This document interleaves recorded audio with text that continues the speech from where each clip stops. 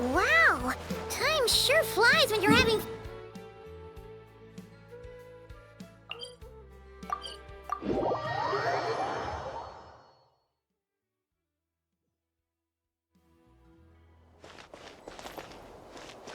This way, pretty... Light it up!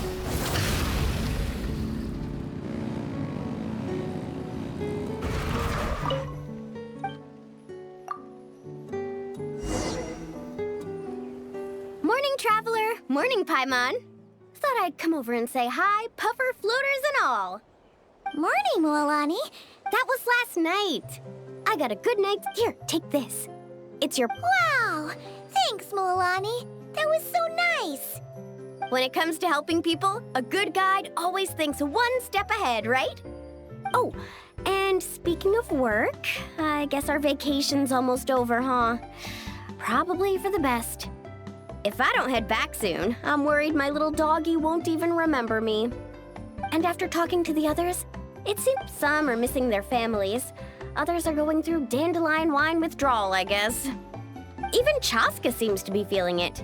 Not that she'd ever admit it. But summer's not over yet. So I say, we squeeze a few more unforgettable moments into the time we've got left.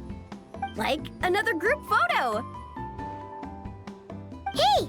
How about taking one right here? After all this time, Paimon's grown kind of attached to this place. Great idea! Why don't you spruce up this wall, and I'll go get...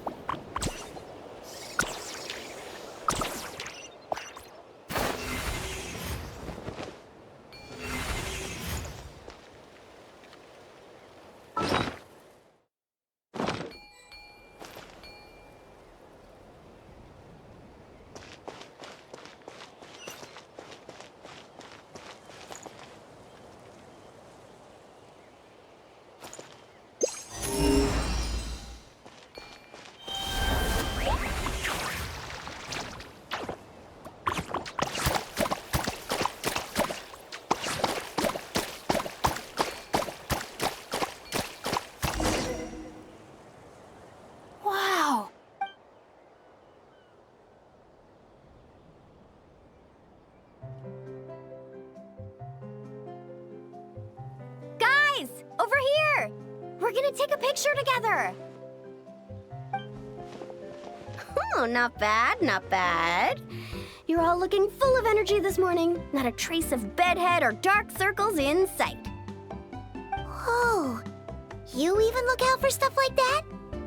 Well, what kind of guide would I be if I didn't pay attention to the details? Yeah, and what kind of bard would I be if I didn't appreciate a good drink? What's that got to do with anything? Somehow, though, I know exactly what he means. Do you really think that? Or are you just playing along to keep tone-deaf Bard happy, too? I see no harm in a bit of nonsense. Here, put on this Asha headband. It's a souvenir from the rest of us.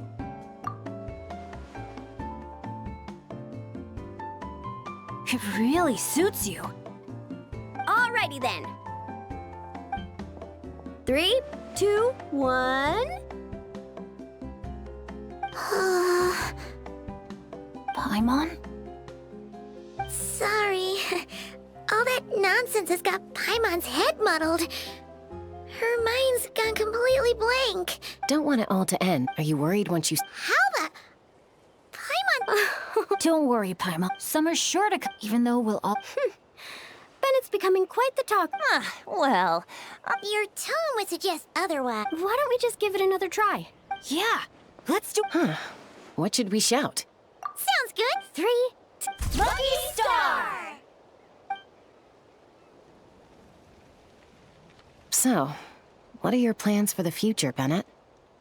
If you're having trouble deciding, you can always park it in the People of the Springs for a bit. Or however long you want, really. Thanks for the kind offer, Mualani. I actually went to see the Pyro Archon to tell her how grateful I am for everything she's done for me. She told me that the domain we entered was an abyssal simulation of the Mare Javari. It was extremely unstable, and now it's completely gone. Later, when we got on to talking about my future, she said I was more than welcome to stay here in Natlan, but also that she would respect my decision, whatever it turned out to be. And after thinking it over, long and hard, I've decided to return to Mondstadt. You miss your dads, don't you? That's definitely part of it. I promised to tell them everything that happened on this adventure, and I can't go back on my word. But also, when I said goodbye to my mom and dad, I promised them I'd become the most legendary adventurer in all of Teyvat someday. And no adventurer should stay in one place for too long. Bennett. What if your luck starts going downhill again the moment you leave Natlan? It's fine. The warmth and kindness I've experienced on this adventure is enough to get me through all the challenges that lie ahead. As I attempt to shape my own fate, I want to take that same kindness and pass it forward. That's something I've always believed in. Hear, hear! To our leader! To our leader, Bennett! Cheers!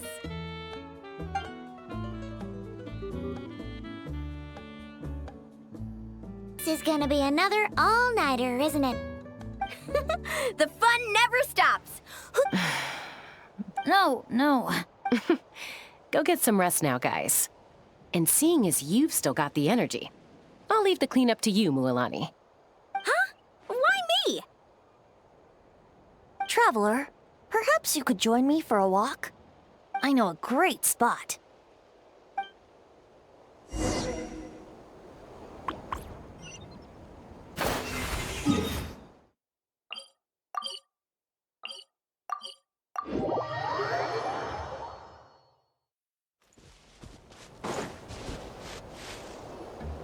You might be tone-deaf, but you sure know how to sniff out a good view. Glad you like it. Some stories aren't meant... More like a story that begins with time itself. Long, long ago, time began to write the story of this world. To her, all living beings were equal, both in their value and in significance. Like an ancient scroll, she engraved upon her memory all people, all events, all encounters, and all farewells.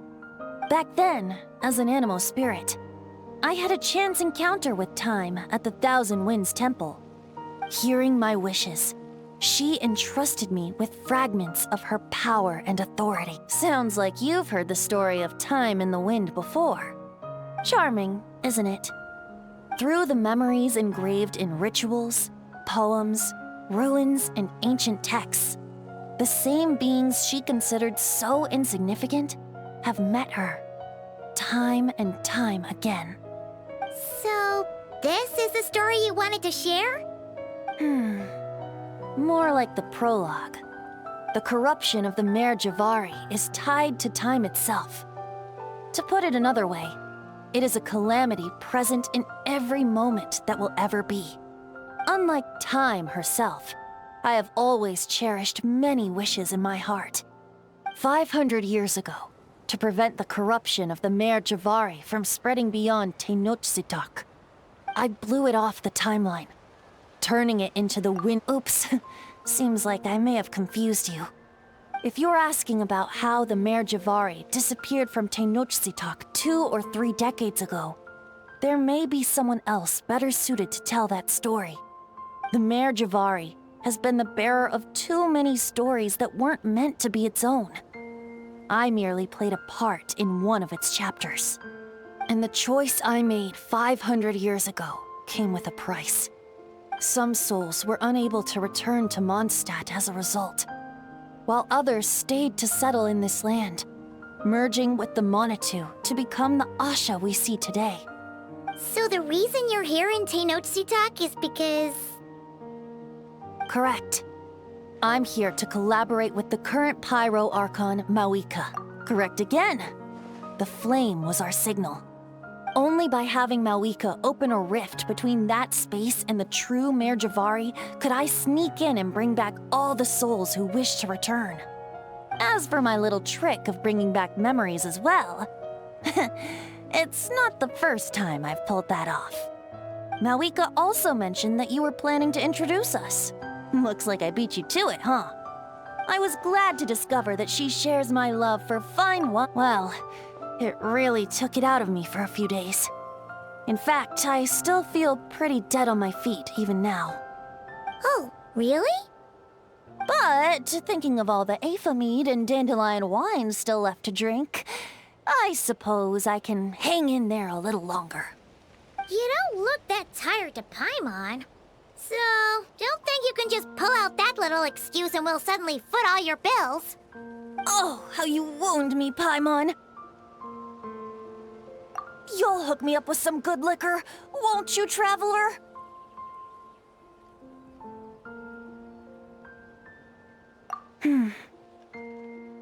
I suppose to protect Mondstadt, and that every